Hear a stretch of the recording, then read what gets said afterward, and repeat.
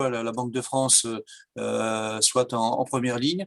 Vous l'avez été dès les premiers jours auprès des entreprises, et je peux en témoigner puisque nombre de réunions ont été tenues avec l'ensemble des partenaires locaux, et il est essentiel effectivement que la Banque de France soit aux côtés des entreprises, et vous l'avez été. Donc, je tenais à vous remercier. Je suis sûr que cette visio sera plein d'enseignements et pourra permettre d'apporter encore des réponses sur la situation actuelle, et puis peut-être un peu une vision de comment le, le- le milieu bancaire pourra être aux côtés des entreprises dans les prochaines semaines pour cette sortie de crise. Voilà, je vous remercie, Monsieur Delhomme. Merci beaucoup, Monsieur Hira. Bonjour à toutes et à tous. J'espère que vous m'entendez, me voyez bien. Donc, je suis Christian Delhomme, je suis le directeur départemental de la Banque de France. Je serai accompagné pour ce webinaire de Joseph Bruno, qui est le chef du service des banques et entreprises des Alpes-Maritimes. Et ensemble, donc, on traite l'ensemble des sujets relatifs aux entreprises avec les équipes de la Banque de France sur le département. On vous propose aujourd'hui, sur la base du thème qui sont les outils de soutien renforcés pour les entreprises touchées par la crise, d'aller du plus général, du plus international, si je puis dire, au plus particulier, c'est-à-dire à nos activités dans le département et secteur par secteur.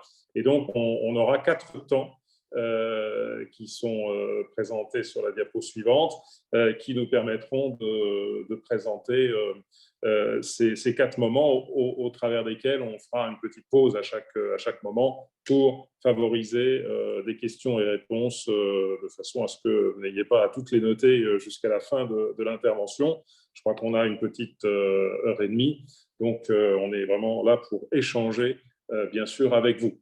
Voilà, donc je vais commencer, si vous le voulez, sur la première partie qui est la partie de l'environnement économique et financier international et national. Donc, c'est un domaine dans lequel il faut d'abord voir quelle est vraiment la situation aujourd'hui, et puis si les conditions d'un rebond économique durable sont réunies. Alors, ce qu'on peut dire un an après le début de cette crise, c'est que l'environnement international a montré qu'il était globalement résilient. Hein, c'est la diapo suivante, si vous permettez. Mais les situations sont fortement différenciées suivant l'horizon de temps, les zones et l'intensité de la circulation du virus et les acteurs économiques.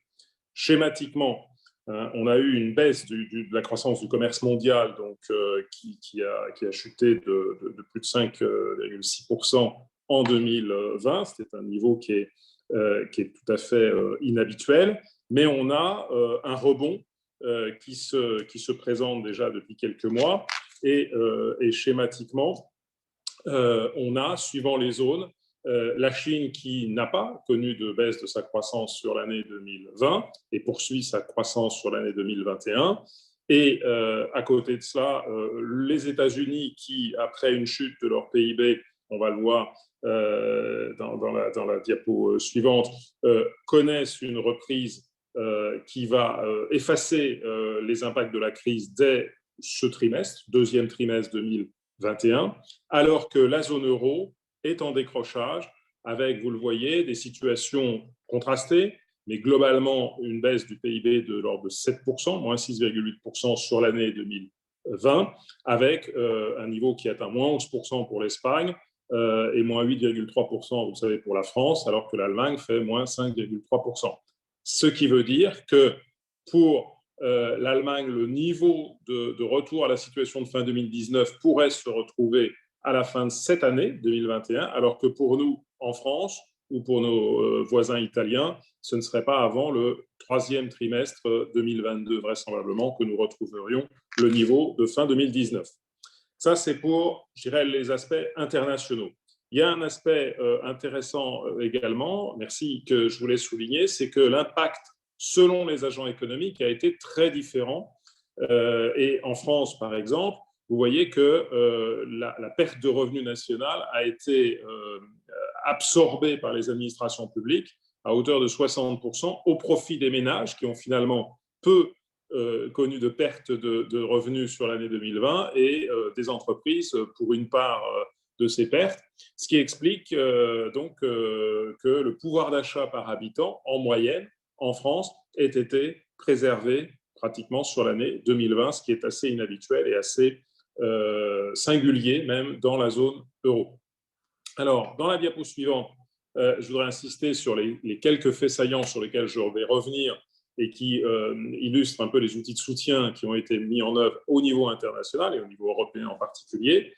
D'abord, des dispositifs d'aide publique sans précédent, un soutien massif aux entreprises avec un bouclier de liquidité apporté par la Banque centrale européenne de plusieurs centaines de milliards d'euros, un apport de la Banque centrale et puis, évidemment, la mise avec de nouveaux outils je dirais, de gestion de la politique monétaire et puis la mise en œuvre d'opportunités pour un nouveau monde post-Covid que l'on appelle, je dirais, tous de nos voeux, avec dans ce cadre-là la nécessité de mobiliser toutes les politiques macroéconomiques et de viser évidemment un désendettement dans la durée.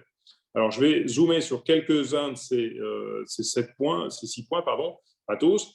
Le recours massif à l'activité partielle, donc le soutien aux entreprises a été majeur. Vous le voyez avec ce graphique qui montre qu'il a été plus important en France que dans les autres pays européens en proportion je dirais, du nombre de salariés ou en proportion je dirais, de l'activité courante.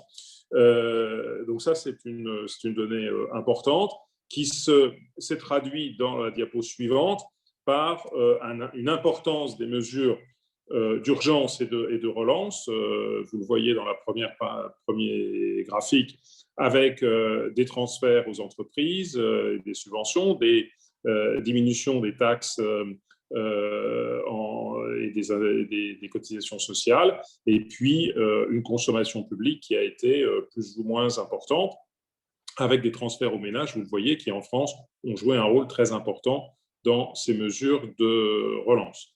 Et corrélativement, la mise en œuvre de dispositifs qu'on a appelés prêts garantis par l'État, alors qui ont des formes variées suivant les pays, mais qui sont cadrés au plan européen, donc qui sont globalement identiques dans les grandes lignes au plan européen, avec, vous le voyez, un montant qui est maintenant même d'un peu plus de 131 milliards pour la France, donc pratiquement au même niveau pour l'Italie, mais nettement au-dessus de ce qui a été connu pour l'Allemagne ou l'Espagne. Alors, ces ponts de financement ont permis je dirais, de soutenir une forte dynamique de crédit aux sociétés non financières. Vous le voyez là. Vous voyez l'avancée pour la France avec cette tendance qui était déjà soutenue du crédit aux entreprises par rapport aux autres pays de la zone euro, et tendance qui a vraiment été boostée par les prêts garantis par l'État, sachant que d'autres prêts ont pu se poursuivre malgré tout auprès des entreprises durant cette crise. Ce zoom, il se traduit par un soutien notamment aux PME et TPE. Vous allez voir la diapo suivante, avec cette particularité que pratiquement toutes les entreprises, qu'elles soient très petites ou moyennes, qui ont demandé de nouveaux crédits, l'ont obtenu dans la période récente. On a atteint des taux, vous voyez, deuxième trimestre 2020 pour les PME à 94%, 90% pour les TPE.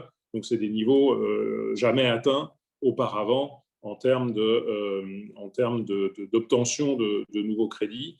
Donc, il y a eu vraiment cet accompagnement qui, pour les PGE, se fait à 75% vers les TPE et PME, et même à plus de 85% sur un département comme les Alpes-Maritimes. J'y reviendrai tout à l'heure. Alors, là, au-delà de ces questions de financement, il y a évidemment les questions de politique monétaire qui ont joué en s'appuyant sur deux ancres.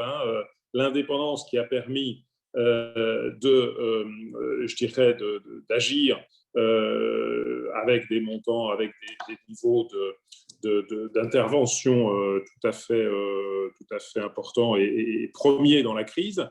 C'est la BCE qui, dès la mi-mars, a lancé les premiers dispositifs, et un mandat lié à la stabilité des prix qui se traduit par la fourniture de liquidités très abondantes permettant d'éviter une crise financière notamment, et permettant de refinancer et les États et les entreprises qui le demandent. Et donc ça, c'est une situation qui permet également d'éviter un choc désinflationniste dans la période actuelle. Alors, en quoi peut-on imaginer un monde post-Covid et sur quoi s'appuyer pour je dirais, utiliser les opportunités qu'il offre? Eh bien, certes, une opportunité pour accélérer la reconstruction, c'est d'avoir une économie plus numérique. On a vu à quel point la dimension numérique permettait d'avancer sur la reprise et surtout de combattre les effets de la crise pour beaucoup d'entreprises. Une économie qui soit plus soutenable, donc plus orientée je dirais, développement durable et qualité, et puis une économie plus qualifiée où on investisse dans les compétences de façon à favoriser la transformation de l'économie avec des profils adaptés à cette économie. Alors, je passe sur la diapo suivante, mais je vais sur celle d'après concernant les dettes publiques. Évidemment, il y a eu, avec cet investissement public, enfin cet apport de ressources publiques, une augmentation de la dépense publique qui a été significative et un ratio de dette publique sur PIB qui a fortement augmenté. On l'appelle le ratio complémentaire, je dirais, de la dette Covid, mais qui est pour la France de 20% de plus par rapport à un niveau qui était quand même de 100% déjà antérieurement. Et pour pouvoir assurer, je dirais, le remboursement de ces dettes, il va falloir effectivement s'appuyer sur la durée, sur un temps long, s'appuyer sur de la croissance, évidemment, et s'appuyer sur la capacité à créer de nouvelles sources d'innovation dans l'économie qui permettent de développer de nouveaux acteurs majeurs dans l'économie. Et pour cela, une des pistes que l'on promeut à la Banque de France, c'est celle d'agir sur l'union économique et monétaire pour avoir réellement, ce qu'on montre à la diapo suivante, une union de financement pour l'investissement et l'innovation qui se fasse à l'échelle de l'Europe, du fait de l'épargne excédentaire que nous avons toujours en 2020 par rapport, dans la zone euro, par rapport aux autres zones du monde. Qu'est-ce qui se passe aujourd'hui? Si cette épargne excédentaire n'est pas attirée par des projets de financement en Europe, eh bien, elle part à l'étranger, hors Europe, pour aller financer le déficit américain, des actions aux États-Unis ou en Chine ou ailleurs dans le monde. Et ça, c'est un manque à gagner, je dirais, pour les économies européennes. Monsieur Deloc, nous avons une première question. Oui, Madame Galandi, je vous écoute. Bonjour. Concernant le volet médiation de crédit, constatez-vous en cette période de crise une hausse des litiges bancaires? Alors, on est un petit peu en avance sur ce que j'allais dire, mais c'est une excellente question. La réponse est non, plus, si je puis dire. On a eu une année 2020 exceptionnelle au niveau de la médiation du crédit, du fait des PGE et du fait donc de refus de PGE qui, comme tout prêt, ont pu se faire de la part des banques. Donc, c'était de l'ordre de 2,5 à 2,8%, suivant les moments et en moyenne sur la France. Par moment, ça a été un peu plus important, même sur un département comme le nôtre, j'y reviendrai. Mais donc, ces dossiers, ces refus sont venus en médiation de crédit, ce qui est tout à fait normal. Et on a traité 5% de l'ensemble des dossiers de la France dans les Alpes-Maritimes. 700 dossiers sur 14 000 que nous avons reçus en France, donc un volume énorme, 10 fois supérieur à ce qu'on connaissait les années précédentes. Donc ça, c'était en 2020. Ce volume a bien diminué. Aujourd'hui, il est sur une pente d'à peu près le double du début de l'année 2020, donc d'avant la crise. Ça veut dire qu'on est en moyenne sur une vingtaine à une trentaine de dossiers par mois pour les Alpes-Maritimes, ce qui est beaucoup plus raisonnable et beaucoup plus normal, je dirais, par rapport à la situation. Alors, il y a deux cas de figure. J'anticipe peut-être sur une autre question, mais il y a deux cas de figure. Il y a vraiment le cas de figure d'entreprise qui demande un premier PGE parce qu'elles n'y avaient pas eu recours jusqu'à présent et qu'elles ont éventuellement une difficulté à l'obtenir.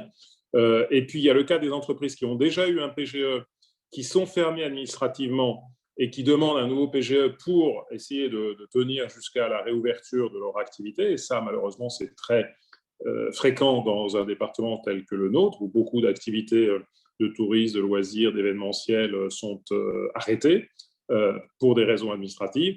Et là, le PGE n'est pas la bonne réponse, parce que, évidemment, le banquier, face à une situation dans laquelle l'entreprise elle-même n'a pas de perspective immédiate et ne sait pas comment elle va reprendre son activité, avec quel rythme, ne peut pas faire de projection sur les capacités de remboursement de l'entreprise. Donc là, nous orientons plutôt les entreprises vers les dispositifs des fonds de solidarité, au pluriel des fonds de solidarité, pour que l'État joue le rôle qu'il a prévu suivant les secteurs, qui est évidemment un sujet assez complexe et qui fait le tampon, le pont de liquidité, le temps que l'activité reprenne. Donc, il y a réouverture administrative, reprise d'activité et des nouvelles perspectives qui, à ce moment-là, permettront de revenir vers les banques. Voilà, c'est un petit peu ça le schéma qu'on préconise et qu'on met en œuvre à l'heure actuelle. Alors, très brièvement, sur les projections France, qu'on en vienne un petit peu à nos hypothèses, donc je vais être plus rapide. On a fait une projection la mi-mars qui prévoit que la croissance du PIB soit non plus de 5% sur 2021, mais de 5,5%. Vous direz, comment cela se fait-il? Eh bien, c'est assez simple, c'est que nous avions, par prudence, prévu que le niveau de croissance sur lequel nous étions était un palier depuis octobre dernier et le resterait jusqu'à la fin du troisième trimestre 2022, du fait de la pandémie, et parce qu'à l'époque, en fin d'année dernière, en décembre, on n'avait pas de visibilité sur la vaccination. Et du fait que les vaccins sont arrivés plus tôt que nous l'avions imaginé dans nos scénarios, nous avons prévu que, parce que nous l'observons aussi, à chaque fois qu'il y a une réouverture d'activité ou une possibilité de reprise d'activité, celle-ci est très forte. Et donc, l'activité remonte plus vite que dans des situations qu'on a pu connaître par le passé. D'où cette prévision à 5,5% qui reste prudente. Mais nous interrogeons tous les mois 8500 entreprises ou établissements, ce que nous venons de faire là, entre le 29 mars et le 6 avril. Et nous avons publié, et je vous l'ai transmis pour que vous puissiez l'avoir à la fin de cette réunion, donc notre point de la conjoncture française à fin mars. Et on confirme que malgré donc, les restrictions renforcées sur 16 puis 19 départements et puis maintenant tous les départements de France, l'activité s'est raffermie dans l'industrie, comme dans les services marchands et le bâtiment, et qu'au total, on estime que la perte de PIB est plutôt de moins 4% sur le mois de mars 2021, contre moins 5% que l'on estimait auparavant. Donc on est bien dans cette tendance d'avoir plutôt un rebond qui soit assez dynamique, suivant évidemment les secteurs, c'est différencié, mais qui confirme cette tendance. Je vais passer non pas à la diapo suivante, mais à celle d'après, si vous le permettez, pour vous donner le zoom, voilà, merci, sur la zone euro. Donc ça aboutirait à ce que, aussi sur la zone euro, on ait un 4% de croissance en 2021. Donc tout à l'heure, vous voyez qu'on avait baissé de plus de 5,5%, plus de 6%. Donc on est loin d'avoir regagné en 2021 la perte de PIB de la zone euro sur 2020. Et donc c'est 2022 qui permettra de compléter, si je puis dire, enfin de rejoindre le niveau de 2019, si la situation sanitaire est celle qu'on imagine à l'heure actuelle dans la zone euro et dans notre pays. Voilà. Le dernier point, c'est que la France se singularise quand même de plus en plus dans la dette des sociétés non financières. Donc là, c'est un peu plus loin dans les diapos, pardonnez-moi. Je passe sur le taux d'inflation et de chômage. On pourra y revenir si vous avez des questions. Encore diapo suivante après. Voilà. Merci. Non, c'était juste avant. Pardon. Voilà. Donc la dette du secteur privé non financier, vous le voyez, la France étant en rouge, atteint un niveau nettement plus élevé que celle des autres pays européens. Je pense surtout à l'Italie et à l'Espagne. Et donc, il faut avoir une attention particulière sur la soutenabilité, évidemment, de cette dette et sa capacité à être remboursée. On parle beaucoup de la dette publique, mais on parle moins de la dette des acteurs non financiers, des entreprises. Et ce graphique est là pour illustrer cette situation. Voilà, je ne sais pas si vous avez d'autres questions sur l'environnement macroéconomique avant que je passe la parole à Joseph Bruno sur les résultats de l'enquête de conjoncture qu'on a faite sur la région Provence-Alpes-Côte d'Azur. Bon, écoutez, je passe. Non, pas de questions pour l'instant. Merci. Je passe la parole à Joseph Bruno. Merci, à tout à l'heure pour la suite.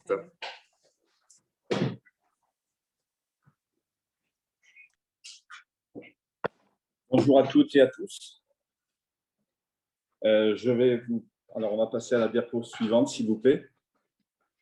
Voilà, je vais vous présenter donc une enquête que la Banque de France réalise tous les ans et qui concerne donc les premières données que nous avons sur la conjoncture de l'exercice écoulé, à savoir 2020, et les premières prévisions concernant l'exercice 2021. Alors, c'est une enquête qui concerne 3 secteurs d'activité, les services marchands, l'industrie et la construction. Alors, c'est une enquête à laquelle 1500 entreprises ont répondu cette année, en décembre et janvier 2021. Et ces 1500 entreprises représentent 160 000 salariés. Donc, l'échantillon est représentatif du tissu économique de la région. Alors, la première constatation, et sans surprise, c'est évidemment le fait que 2020 a été une année terrible, aussi bien pour notre pays que pour notre région et les Alpes-Maritimes. Et on va voir donc ce qu'il en est pour les services marchands. Alors, pour les services marchands, nous avons voulu faire une comparaison entre la crise de 2008 et la crise de 2020 du point de vue de l'indicateur du climat des affaires. À gauche, vous avez la crise de 2008. À droite, vous avez la crise de 2020. En bleu, les données régionales. En rouge, en rose, les données nationales. Ce que l'on constate d'abord, c'est la soudaineté de la crise en 2020. C'est-à-dire qu'en 2008, il y avait quand même des signes avant-coureurs. La crise de 2008 a commencé en décembre 2007 et il y avait d'autres éléments qui montraient qu'on allait vers une crise. En 2020, rien de tout ça. La crise a été réellement soudaine et les chefs d'entreprise étaient, juste avant le début de la crise, optimistes, globalement optimistes. Deuxième constatation, c'est la violence de la crise par rapport à celle de 2008. Vous voyez qu'entre le déclenchement de la crise, c'est toujours la même diapo, voilà, entre le déclenchement de la crise en 2008 et le point le plus bas, nous avons perdu 20 points.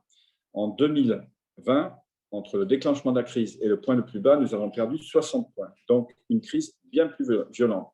Et troisième point, c'est le fait que notre région a été davantage touchée du point de vue de l'indicateur du climat des affaires que ce qui a été constaté au niveau national, puisque vous le voyez, le graphique bleu va sensiblement plus dans les abysses que le graphique rose.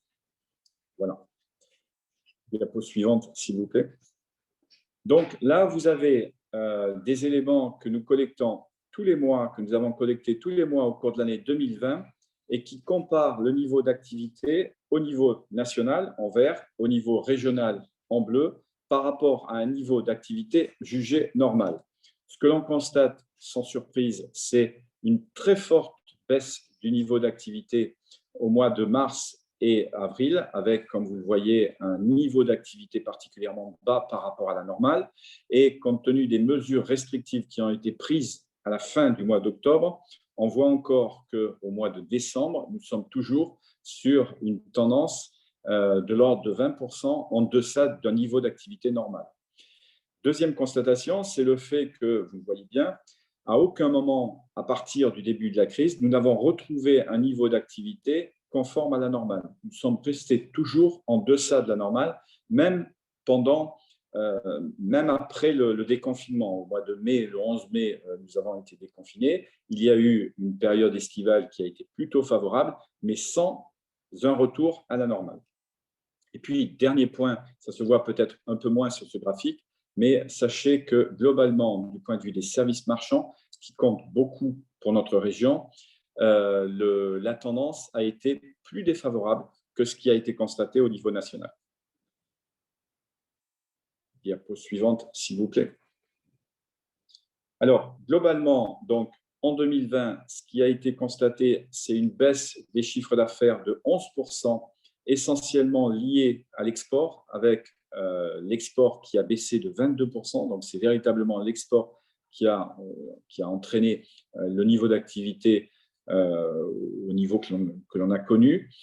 C'est évidemment le tourisme, l'événementiel, le transport de voyageurs qui a été le plus touché par la crise. Au niveau des investissements, il y a eu une chute des investissements de 35%, ce qui est tout de même important. Et au niveau de l'emploi, il y a eu l'emploi a été relativement préservé avec une baisse modérée de l'ordre de 1%, qui s'explique évidemment par les aides massives que l'État a engagées pour soutenir les entreprises. Alors, diapo.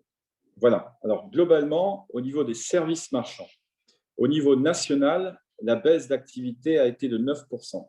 Au niveau de notre région, elle a été de 11%. Et donc, elle a été plus marquée qu'au niveau national. Et c'est d'autant plus problématique pour la région que, comme vous le savez, les services marchands pèsent plus lourd chez nous qu'au niveau national. Les services marchands, c'est 50% des emplois, et dans les Alpes-Maritimes, c'est même 53% des emplois. Donc, la situation en 2020, du point de vue des services marchands, a été assez compliquée. Et vous constaterez aussi que ce sont les régions touristiques, c'est l'Île-de-France et la Corse, qui ont connu la baisse la plus forte de l'activité en 2020. Maintenant, l'industrie. Alors, pour l'industrie, même graphique, donc on ira un petit peu plus vite. 3 constatations également. La première, c'est la soudaineté de la crise, donc en 2020 par rapport à 2008. La seconde, c'est la violence de la crise, donc une forte baisse du climat des affaires en 2020, mais avec un différentiel par rapport aux services marchands qui est moins défavorable, puisque là, nous avons un différentiel de 30 à 50 points. Tout à l'heure, nous avions entre 20 et 60 points. Et puis, troisième constatation dans le secteur de l'industrie, c'est le fait qu'après le déconfinement, au moment du déconfinement, il y a eu au niveau national un rebond rapide de l'activité. Ce rebond n'a pas été aussi marqué dans notre région et ça s'explique essentiellement par les secteurs de la métallurgie et de la pétrochimie, donc des secteurs qui ne nous concernent pas ici dans les Alpes-Maritimes, mais qui concernent essentiellement les Bouches-du-Rhône, mais qui ont pesé lourd et qui expliquent donc que le retour d'une activité satisfaisante dans l'industrie a pris plus de temps. Diapositive suivante, s'il vous plaît. Là, vous avez le même graphique que tout à l'heure, c'est-à-dire la comparaison du niveau d'activité au cours des mois de 2020 par rapport à un niveau d'activité jugé normal. Ce que l'on constate, c'est, comme pour les services marchands, une forte baisse de l'activité au mois de mars, encore plus forte d'ailleurs que dans les services marchands. Mais par contre, au mois d'avril, cela va beaucoup mieux. Les entreprises ont intégré les dispositions qui leur permettaient de travailler. Et globalement, il y a même constatation que pour les services marchands, mais dans une moindre mesure tout de même, c'est le fait que tout au long de l'année 2020, nous ne sommes jamais revenus à un niveau d'activité normal. Le niveau d'activité tout au long de l'année a été en deçà d'un niveau d'activité normal.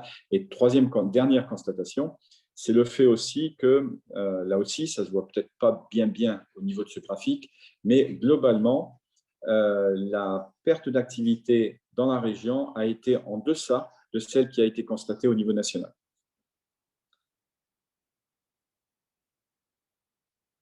Globalement, donc, dans l'industrie, nous sommes sur une production qui est en baisse de 7% par rapport, donc en 2020 par rapport à 2019. C'est partiellement l'export, mais l'export est en baisse seulement de 4,2%. Les investissements, un coup de frein a été donné sur les investissements avec 18% de baisse. Et en ce qui concerne l'emploi, ce qui domine, c'est la stabilité, pour les mêmes raisons que l'on évoquait tout à l'heure, à savoir l'aide massive de l'État au travers de la prise en charge du chômage partiel. Globalement, au niveau donc national, la perte de chiffre d'affaires est de 7% pour notre région. Elle est de 10,6% au niveau national. Donc, la région s'en est mieux sortie que le pays.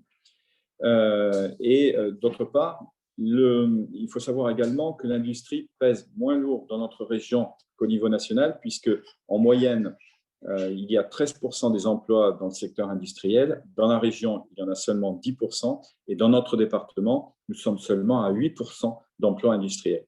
Donc, un impact tout de même de la baisse d'activité dans l'industrie qui est sensiblement moins important que celui qui a été constaté pour le service marchand, du point de vue collectif. Excusez-moi.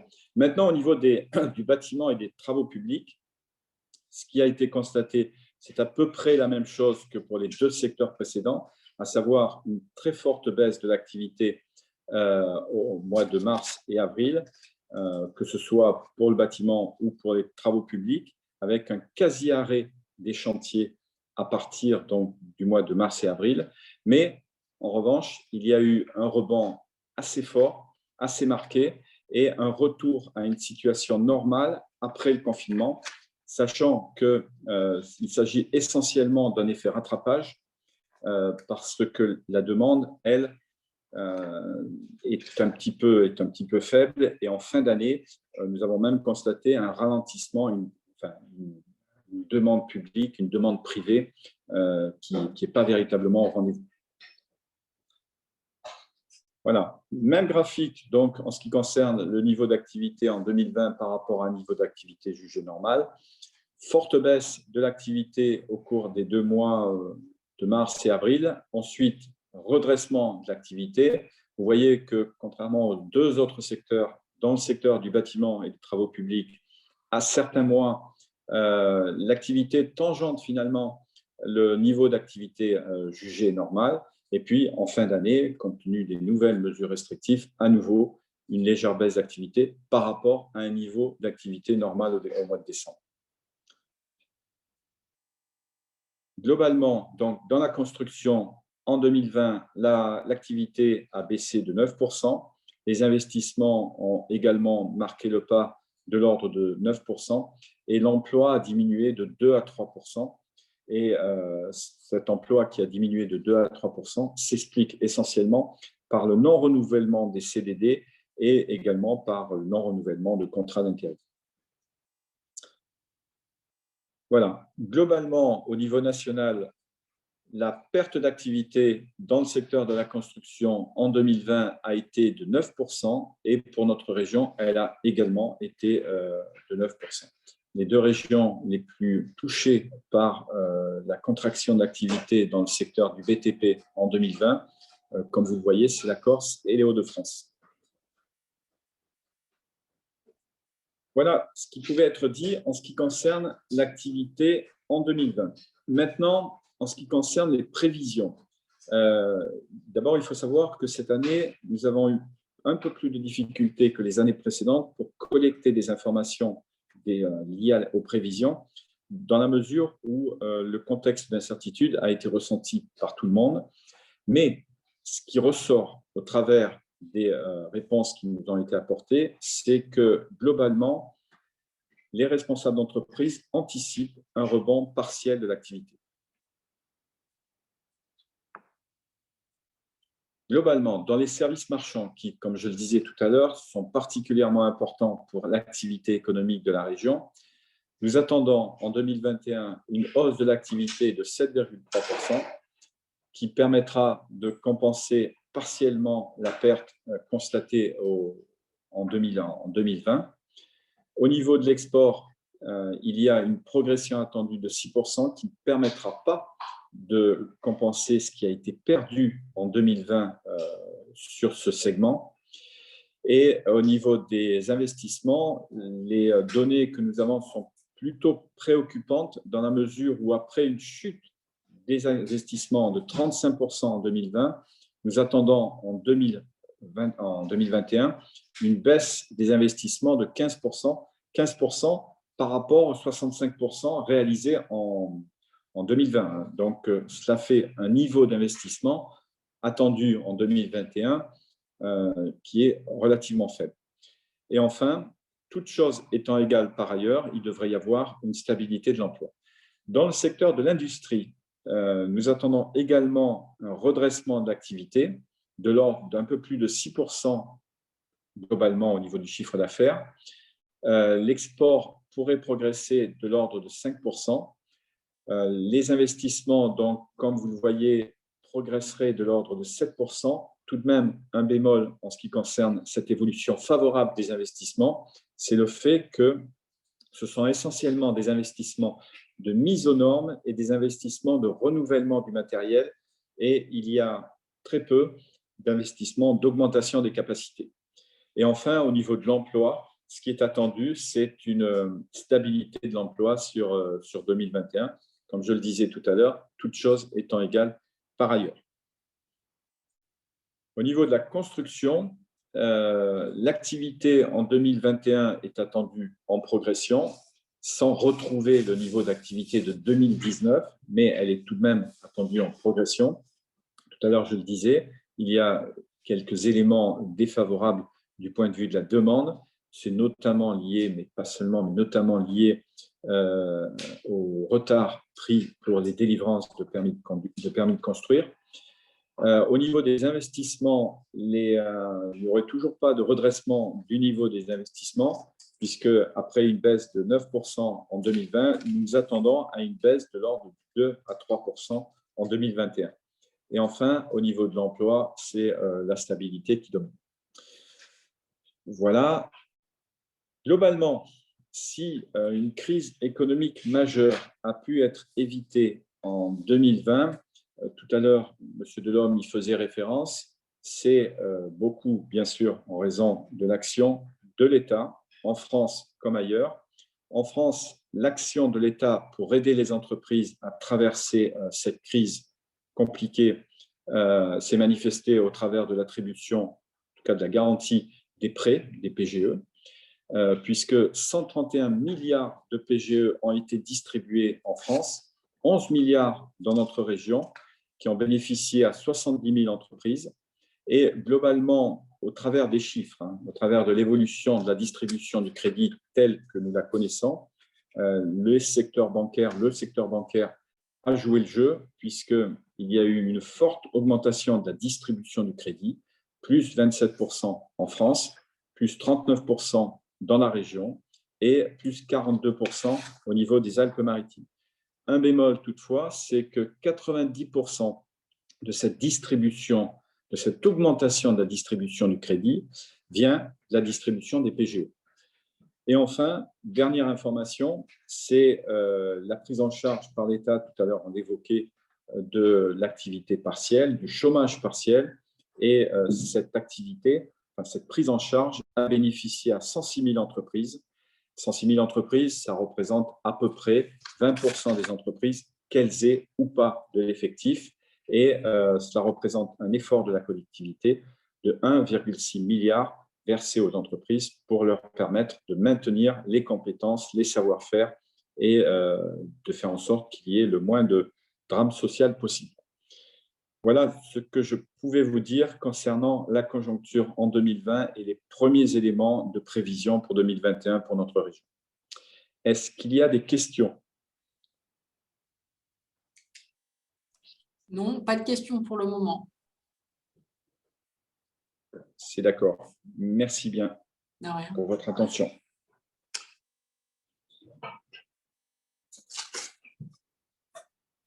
Alors, je vous propose de passer au service aux entreprises, au service que la Banque de France peut rendre aux entreprises et qu'elle rend de manière renforcée justement en cette période de crise. Donc, un petit panorama, Joseph Bruno en est le témoin et un des acteurs dans ses fonctions. Donc, la cotation, vous donnez quelques éléments sur la cotation. Alors, je je n'imagine pas, évidemment, que vous ne sachiez pas en quoi consiste la cotation Banque de France, c'est plus d'actualiser vos informations par rapport à la manière dont, spécifiquement liée à la crise Covid, nous avons mené nos actions de cotation et nous allons les mener en 2021 également. Donc ça, c'est le premier point. Le correspondant TPE et PME, qui est une nouveauté d'il y a quelques années à la Banque de France, et Joseph Bruno joue un rôle directement avec Jacqueline Ferreira donc, en la matière. Le correspondant Startup, qui est un rôle que peut-être vous ne connaissez pas aujourd'hui. La médiation, on l'a évoqué un peu, mais on pourra bien sûr y revenir. Et puis, des outils, le guide du routard du financement d'entreprise, mes questions d'entrepreneurs, les accompagnements que la Banque de France spécifiquement peut faire. Et là, je pense qu'on aura de l'échange sur le sujet. Alors, je commence par la cotation. Simplement, pour vous dire que, bien sûr, la cotation, elle a toujours son objectif à l'heure actuelle. C'est une appréciation sur la capacité d'une entreprise à honorer ses engagements financiers à un horizon de 1 à 3 ans. Et qui est évidemment reconnu aujourd'hui par la Banque centrale européenne et l'autorité bancaire européenne et contribue aussi au financement des entreprises via les garanties que les banques peuvent apporter en collatéral des opérations de refinancement de l'eurosystème. Ça représentait avant la crise de l'ordre de 65 milliards d'euros de collatéral. Ça veut dire qu'en fait, les entreprises françaises pouvaient se financer moins cher et peuvent toujours se financer moins cher globalement que leurs homologues étrangères, par exemple allemandes, pour schématiser. Alors, cette référence commune de la cotation qui effectivement est donnée gratuitement aux chefs d'entreprise facilite aussi le dialogue entre l'entreprise et un prêteur bancaire, mais aussi autres prêteurs. Je pense à des assureurs crédits, par exemple. Et pour le dirigeant, c'est aussi très utile parce que c'est un regard extérieur, impartial, j'aurais tendance à dire indépendant, sur la situation économique et financière de son entreprise. Et pas seulement sur la situation économique et financière de l'entreprise, c'est là que je vais y revenir.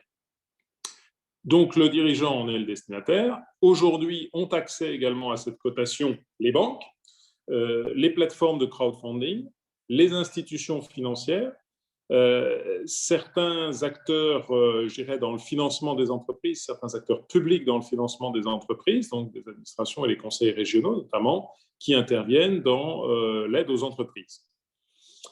L'analyse que l'on mène, eh bien, c'est une analyse qui s'appuie évidemment sur des éléments financiers, d'une part, mais aussi sur les perspectives économiques et sur la gestion globalement de l'entreprise, ainsi que sur les capacités de chaque entreprise, sur sa gouvernance, sur un ensemble de facteurs, pas seulement quantitatifs, mais également qualitatifs.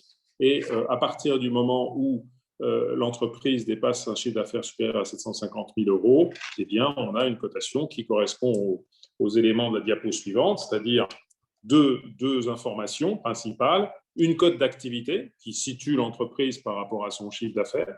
Si on peut passer, si vous permettez la diapo suivante, merci. Donc, une cote d'activité qui va en gros des 750 000 euros à au-delà de 750 millions d'euros, et puis une cote de crédit qui là donne la capacité de l'entreprise à honorer ses engagements financiers. Donc c'est une information synthétique. La situation peut être très forte, capacité de l'entreprise à honorer ses engagements, ou plutôt correcte, ou au contraire plus faible, et ça va correspondre à cette note avec un plus éventuellement associé. Donc ça, je crois que vous avez l'habitude de cet outil. Le point important, c'est comment est-ce qu'on a géré cette cotation en 2020 et en 2021.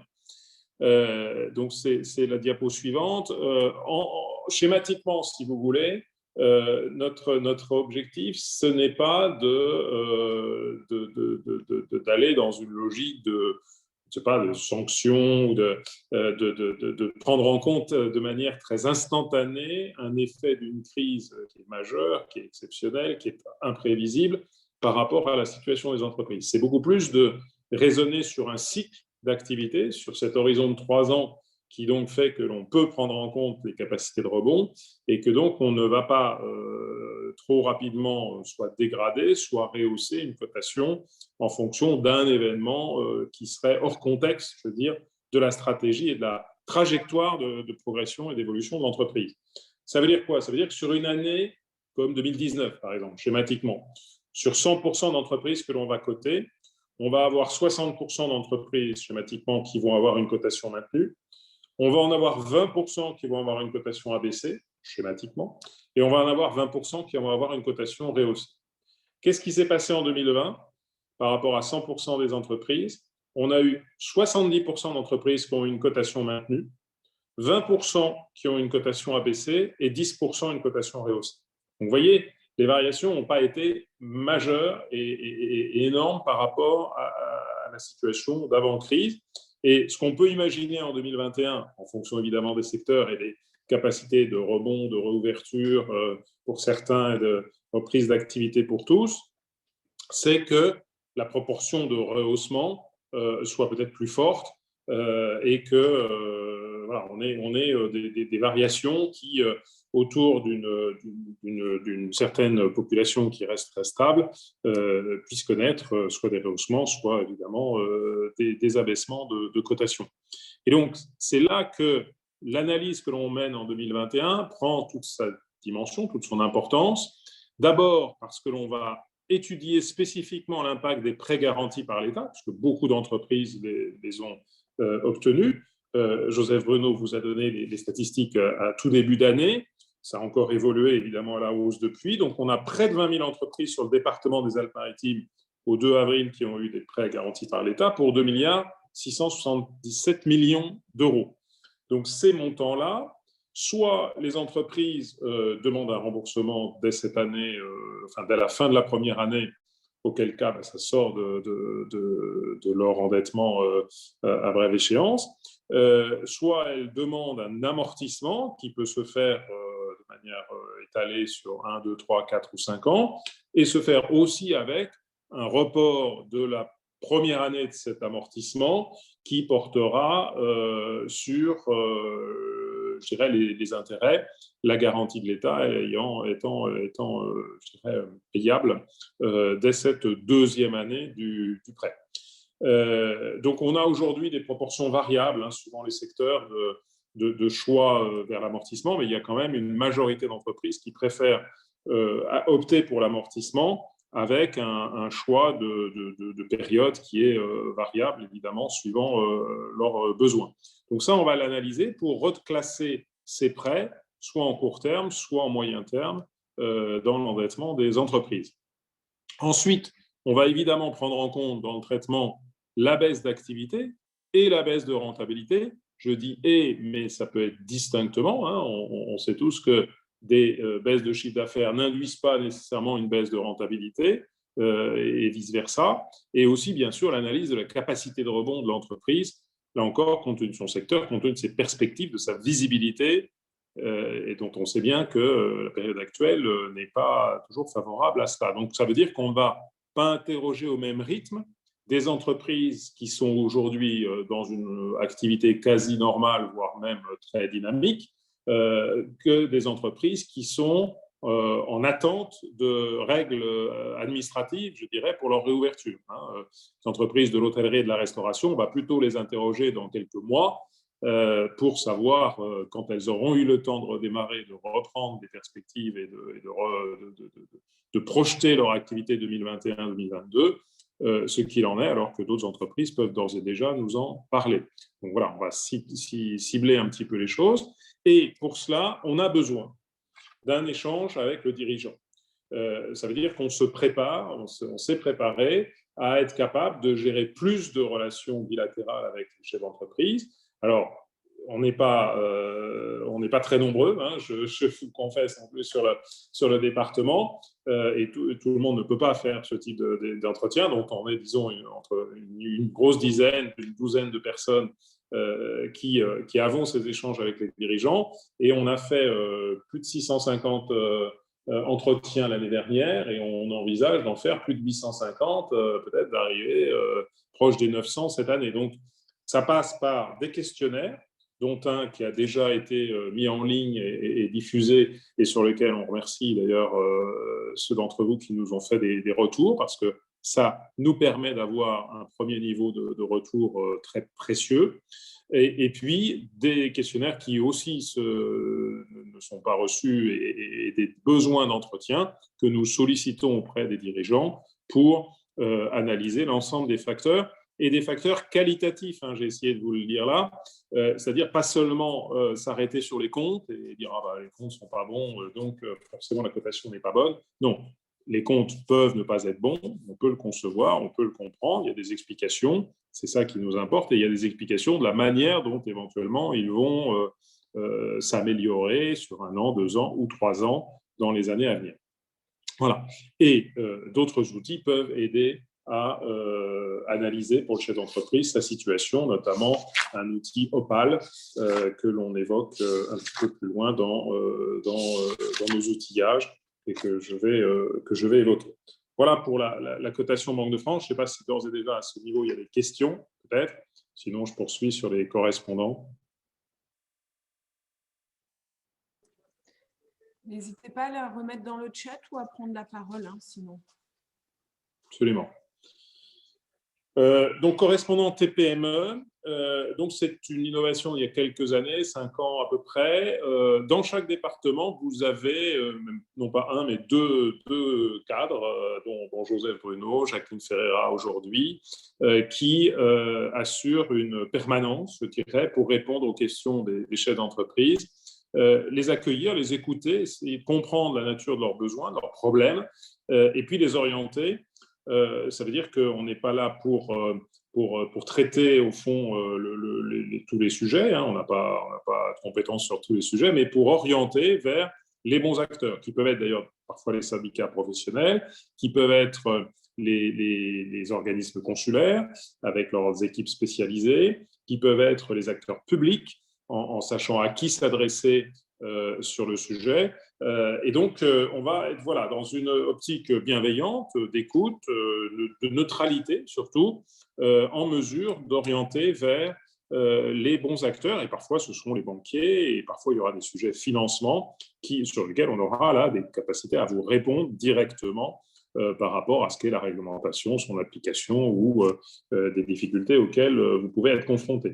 Voilà. C'est très simple d'accès. Il y a un numéro vert, donc ça géolocalise et ça accède directement au poste téléphonique de nos collègues. Il n'y a pas besoin de gérer leur numéro personnel.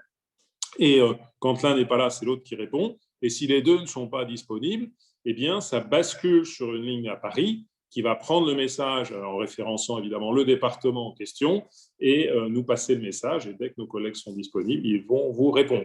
Et puis, il y a un bel, il suffit de prendre TPE, le département, donc 06, et @banque-france.fr. Et là aussi, on répond immédiatement aux questions posées. Sur la diapo suivante, vous voyez en fait une partie de l'ensemble des acteurs avec qui nous avons signé des accords, des conventions. Finalement, c'est plus d'une trentaine d'acteurs aujourd'hui qui sont en partenariat avec nous, y compris, vous voyez, sur les professions juridiques. Récemment, on a fait un séminaire avec les experts comptables. On a apporté des éléments de réponse à des cas concrets que rencontrent les experts comptables. Il y en avait 170 du département. Donc, vous voyez, on essaie d'animer aussi cette communauté d'acteurs qui est très importante pour nous. Encore une fois, on oriente, on est point d'entrée, mais on n'a pas compétence, évidemment, sur tous les sujets comme vous pouvez l'imaginer. On a, du fait du développement de l'activité start-up, créé aussi un nouvel acteur, qui est la diapo suivante, qui est le correspondant start-up, qui est axé sur l'organisation de la French Tech en France, pour lequel il y a des acteurs répartis un peu partout dans le département, dans les régions, pardon. Il y a donc au moins une antenne de la French Tech par région, et il se trouve que pour notre région, il y en a 2, une sur Aix-Marseille et une sur, je dirais, les Alpes-Maritimes, avec après des totems qui couvrent 4 secteurs sur les Alpes-Maritimes. Donc, on a une intervenante sur le Marseille et Aix, et une intervenante, c'est Elisabeth Savoriano, sur le département des Alpes-Maritimes. Et là, on est en appui au soutien du réseau French Tech. On oriente, on accompagne aussi les startups, notamment sur les réseaux de financement. Et puis, on peut être un référent pour la cotation des startups, puisque certaines sont en phase de forte croissance et sont référencées dans les indices Next 40 ou FT 120. Voilà, donc ça, c'est le correspondant startup, et on a fait déjà des événements sur le département, et on va en faire d'autres dans l'année, là, dans les mois qui viennent, pour les startups spécifiquement du département. Troisième dimension, la médiation du crédit. Je ne vais pas peut-être la détailler plus avant, puisque vous la connaissez un peu mieux, je pense, depuis l'an passé. Sachez qu'elle concerne aussi la gestion des relations avec les assureurs crédit, hein, et c'est quelque chose qui est parfois oublié. En revanche, nous ne nous occupons pas d'assurance. Hein, la médiation du crédit, ce n'est pas médiation des assurances. Donc, voilà, c'est la limite de l'exercice. Je vous ai mis quelques chiffres dans la diapo suivante. Surtout, c'est très simple d'accès. Un numéro unique partout en France, gratuit, le 3414, et une adresse mail, médiation.crédit.06. Voilà, et vous accédez à la boîte médiation du crédit. On reçoit des sollicitations, je dirais, très simplifiées maintenant. Et après, on rentre en dialogue, évidemment, avec le chef d'entreprise pour préciser la nature de son différend avec l'établissement de crédit. Et nous faisons des réunions fréquentes avec les banques de la place. Le point peut-être d'actualité que je peux donner aujourd'hui, c'est que autant sur l'année 2020, la situation s'est totalement, je dirais, c'est concentré sur l'octroi de prêts aux entreprises qui étaient déjà clientes de tel ou tel établissement de crédit.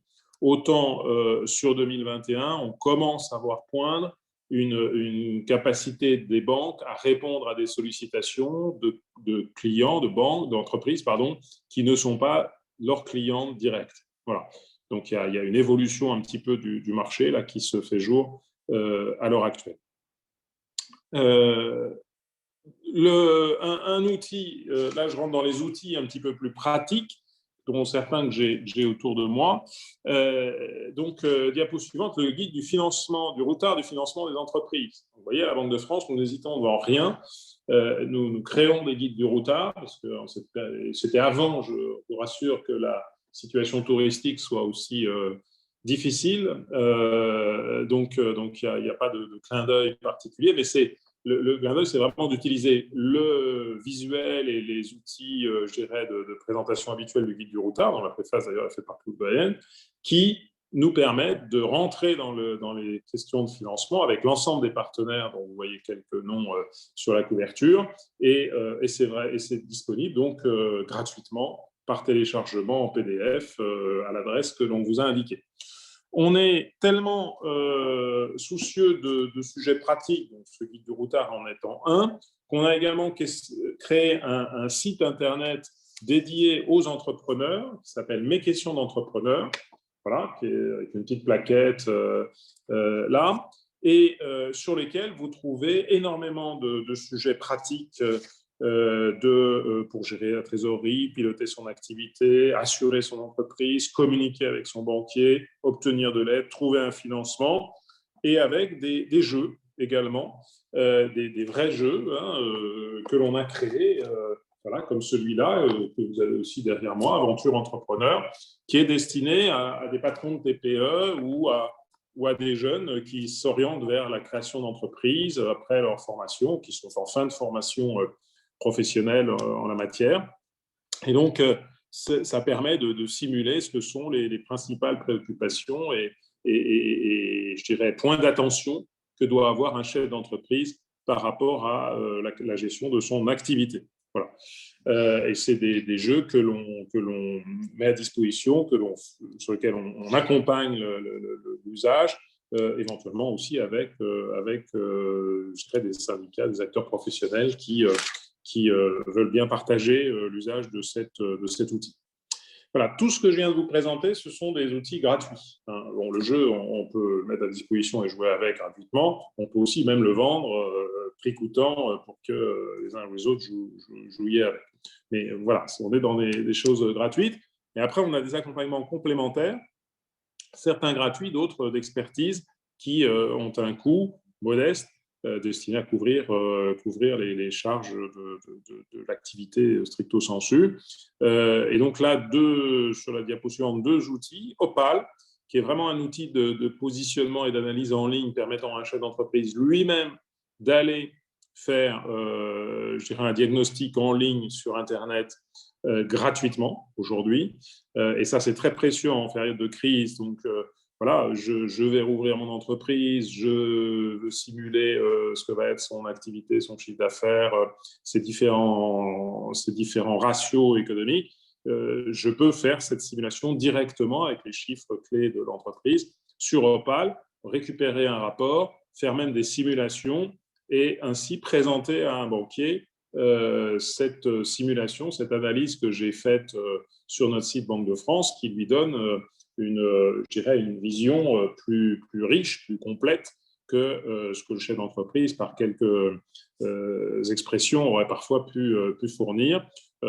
Après, ça n'empêche pas évidemment d'avoir recours à son expert comptable ou à d'autres conseils, mais voilà, c'est un outil et sur lequel on peut aider à l'accompagnement pour la mise en œuvre de l'outil si le chef d'entreprise a des difficultés. Et puis après, on a des outils d'expertise vraiment qui, eux, sont payants au service de la stratégie de l'entreprise pour se comparer dans son secteur d'activité et pour projeter sa stratégie de manière plus dynamique et sur un horizon et dans des dimensions plus détaillées et qui, là, font l'objet d'un accompagnement personnalisé par un expert de la Banque de France. Voilà. Donc ça, ce sont des outils qui peuvent aisément se mettre soit directement en œuvre sur Internet, soit avec accompagnement via un contact avec la boîte mail que vous avez sur la diapo suivante. Donc, concernant l'activité de service aux entreprises. Voilà pour ces différents éléments. Et je vous ai repris sur la diapo d'après les différentes adresses où vous pouvez retrouver de la documentation. Mais si vous cherchez documentation, vous pouvez tout retrouver sur mes questions d'entrepreneurs. Voilà un petit peu les outils, les éléments facilitateurs et les contacts que l'on peut vous offrir dans cette période troublée. Avez-vous des questions ?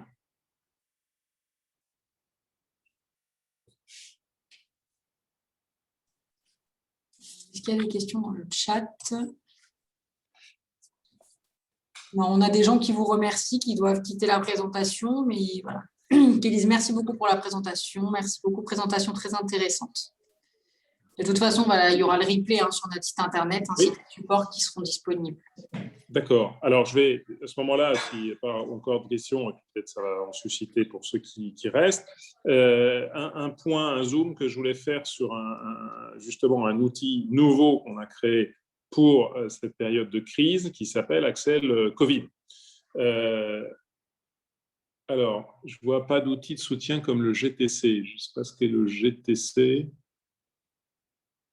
J'ai dû apparaître ça dans le chat, très brièvement. Marjorie, est-ce que tu veux prendre la parole ? Tribunal de commerce.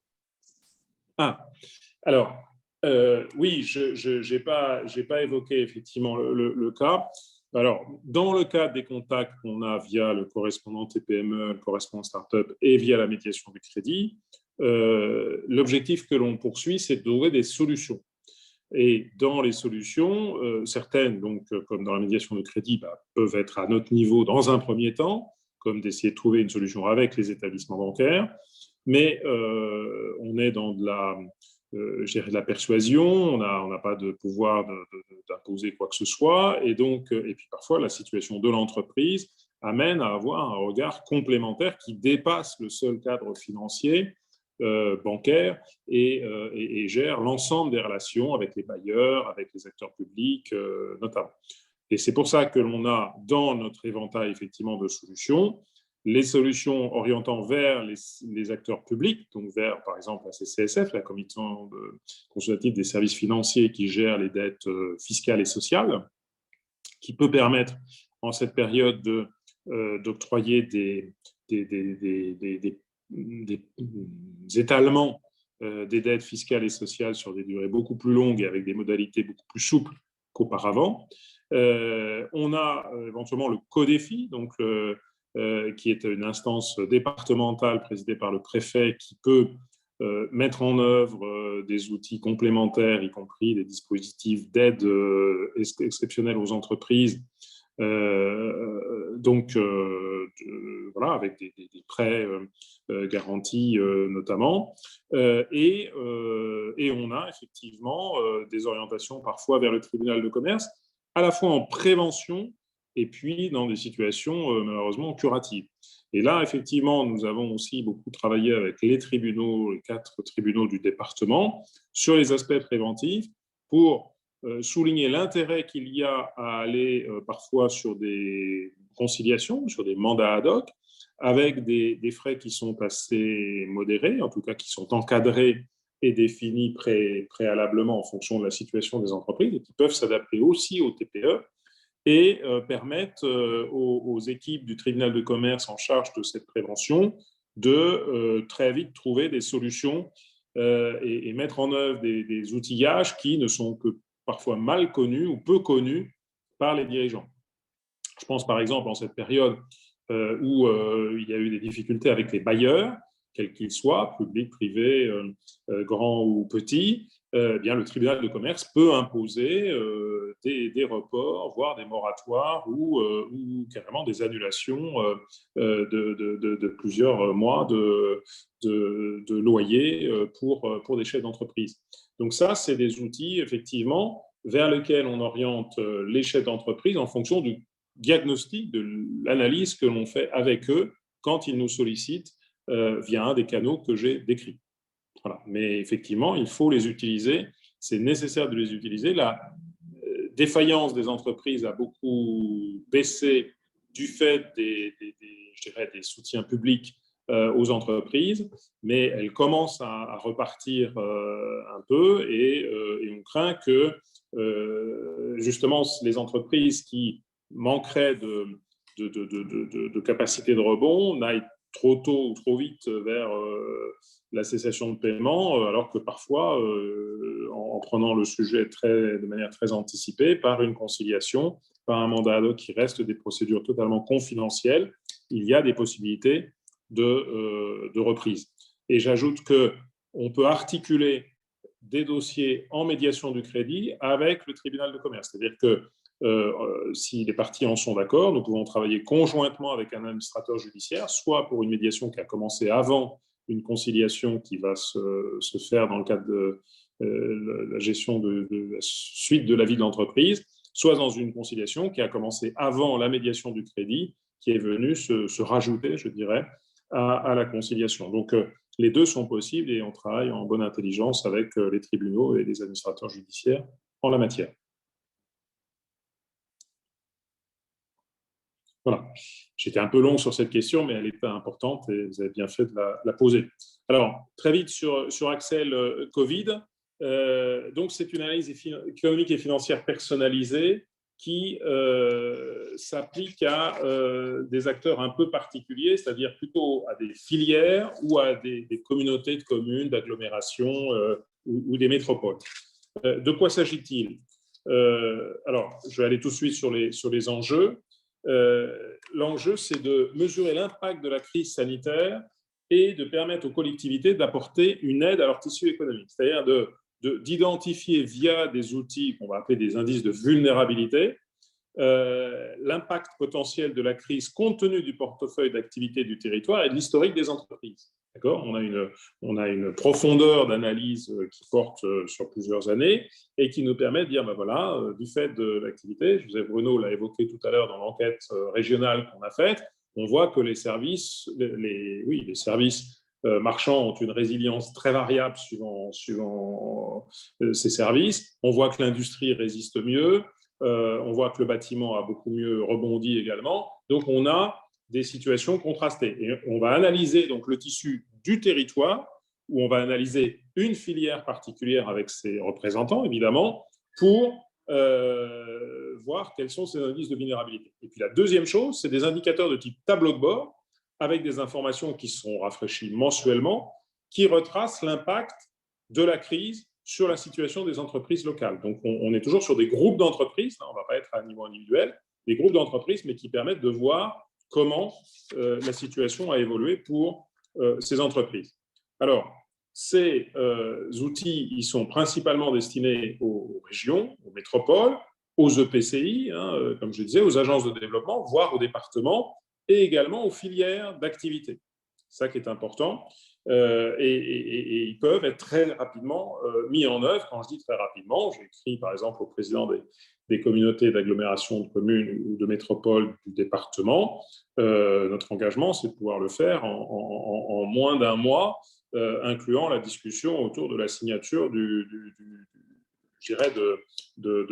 devis, voilà, fourniture de devis jusqu'à fourniture de l'étude, moins d'un mois pour boucler l'ensemble de l'étude. Le contenu, en quoi consiste-t-il? Pardon, c'est la diapo suivante.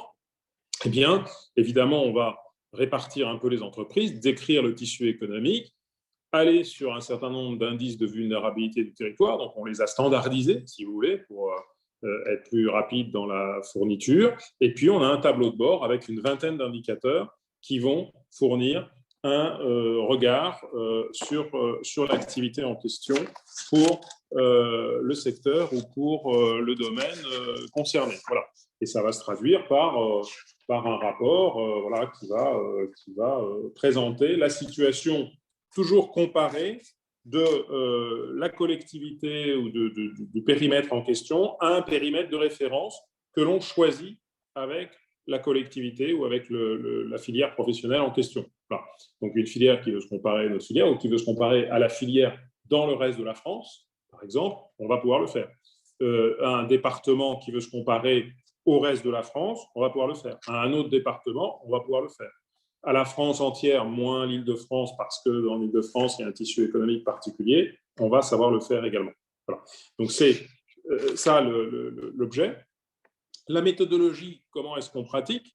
Là, on couvre toutes les entreprises qui sont concernées dans le département. Donc, on exclut simplement, si vous permettez, c'est la diapo suivante. Merci. On exclut les sociétés civiles, les SCI, les holdings, les administrations publiques, évidemment, les sociétés financières. On va avoir ainsi les entreprises, y compris toutes celles qui ont fait l'objet d'aides publiques. On a les données issues des effectifs, donc on sait dire quelle est la proportion en termes d'effectifs que représente notre échantillon sur l'ensemble de l'économie locale. Et puis, on va utiliser des indicateurs de nos bases ou de bases externes auxquelles on accède et qui vont être agrégés à nos propres bases pour pouvoir positionner donc le périmètre du territoire en question et le périmètre du territoire de comparaison au choix du client sur cette comparaison. Voilà. Alors, que vous allez me dire quelle est la disponibilité et le tarif. Donc, je vous ai déjà donné la disponibilité. Le tarif lui-même, si on l'acquiert uniquement de façon indépendante, sans autre prestation de service, je dirais plus large, c'est 1 000 € hors taxe, qui inclut un premier diagnostic et 3 renouvellements à des dates convenues avec le client. Ça peut être mensuel, ça peut être trimestriel, puisqu'on est sur un horizon d'1 an. Donc, on peut comme ça analyser un impact de mesures qui seraient prises par une entité sur le territoire de cette entité sur trois autres dates dans le temps que l'on définit au départ. Donc 1 000 € et puis éventuellement une gratuité si on accède à d'autres modules plus riches, moins standardisés, plus personnalisés, qui font partie de notre offre commerciale en matière d'analyse de territoire. Voilà, mais et donc c'est des offres que je décris dans les diapos suivantes, avec des panoramas qui peuvent être très généraux, ou avoir un focus sur l'industrie exclusivement, ou un pack qui reprend les deux. Et là, il y a après des tarifs, je dirais, personnalisés, réduits aussi pour les collectivités en question. Donc voilà, on est sur quelque chose de spécifique, ce module Covid, qu'on a fait pour qu'il soit rapidement disponible, notamment dans la perspective là, des plans de relance. Vous savez, comme moi, il y a tous les jours des appels à candidature sur différents sujets économiques définis par le gouvernement. Et donc, nous pouvons accompagner justement la vision d'un territoire par rapport à ces entreprises et au potentiel que tel ou tel dispositif de relance peut avoir sur le terreau des entreprises qui le composent à un instant T, et ce, dans un délai extrêmement rapide.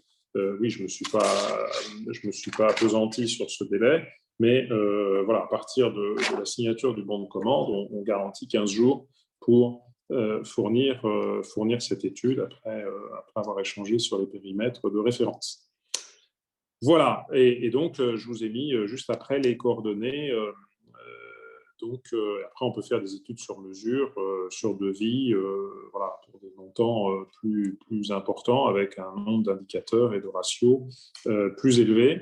Toujours avec, dans ces analyses, une profondeur de 5 ans. Ça veut dire que sur les études sur mesure, aujourd'hui, par exemple, on va avoir les comptes essentiellement 2019, peut-être 2020 quand même, mais ça va être un peu tôt. Dans 2-3 mois, on aura les comptes 2020, on va dire. Sinon, on va avoir 2019, 2018, 2017, 2016, 2015. Donc, ça veut dire que d'emblée, l'étude fournit une vision sur 5 ans de l'activité du territoire ou de la filière permettant de désigner, de faire apparaître les zones de force ou de faiblesse de ce territoire ou de cette filière.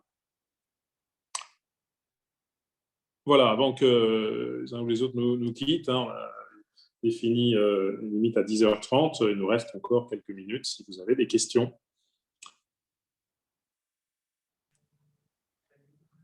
Alors, vous pouvez prendre la parole si vous le souhaitez, Nathalie, Edwige, pardon, Philippe, etc.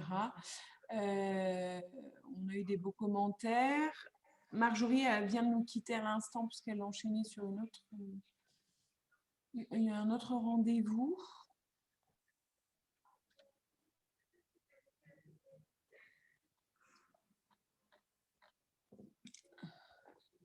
Est-ce que vous voulez prendre la parole ou poser des questions?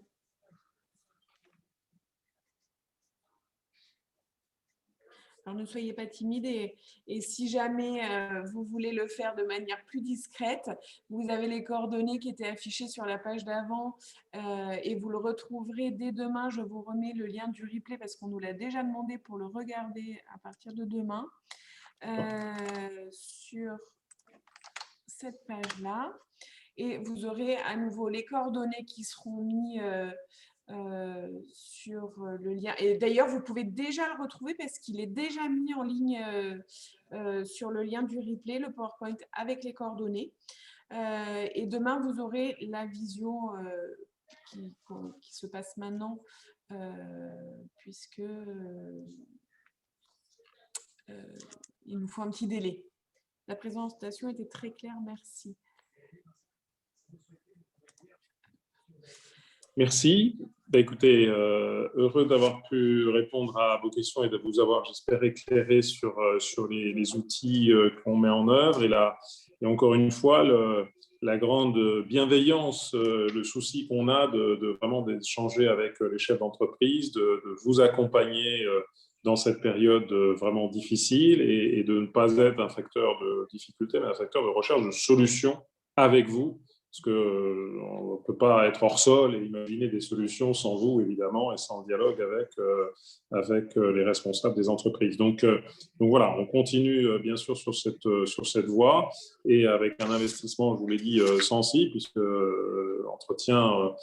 faire 200 ou 300 entretiens de plus, c'est un effort significatif. On va coter sans doute aussi près d'1 millier d'entreprises supplémentaires cette année. Donc toujours un effort pour avoir un indicateur complémentaire.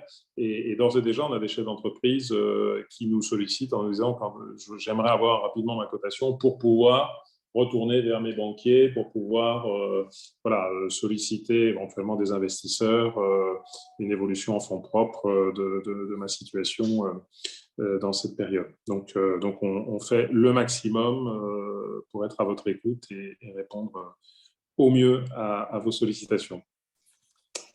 Monsieur Delhomme, Julien Riera, un grand merci pour cette intervention qui démontre toute l'implication de la Banque de France, du réseau auprès des entrepreneurs. Merci à vous.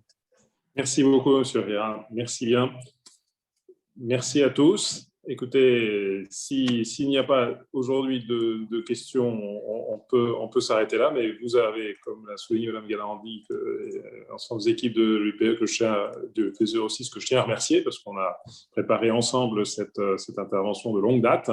Et puis M. Renaudy, avec qui on a imaginé justement ce webinaire aujourd'hui. Donc, on est à votre disposition, vous avez nos coordonnées et on répond à tous les messages que l'on reçoit. Voilà. Merci. Donc, bon courage à vous. On sait que la période est difficile, mais on est à vos côtés pour essayer de la traverser et de rebondir et d'utiliser les opportunités qu'elle pourra offrir dès demain pour le développement de notre activité dans le territoire des Alpes-Maritimes. Merci beaucoup. Merci beaucoup. Très bonne fin de journée. Vous aussi, merci pour cette présentation et merci à tous pour votre participation. On se retrouve dès demain pour les outils concernant la retraite, pour ceux qui seront parmi nous. Et en tout cas, merci beaucoup, Monsieur Delhomme, et je vous dis à très bientôt. À bientôt. Merci à vous. Merci. Au revoir. Bonne journée. Au revoir. Bonne journée. Au revoir.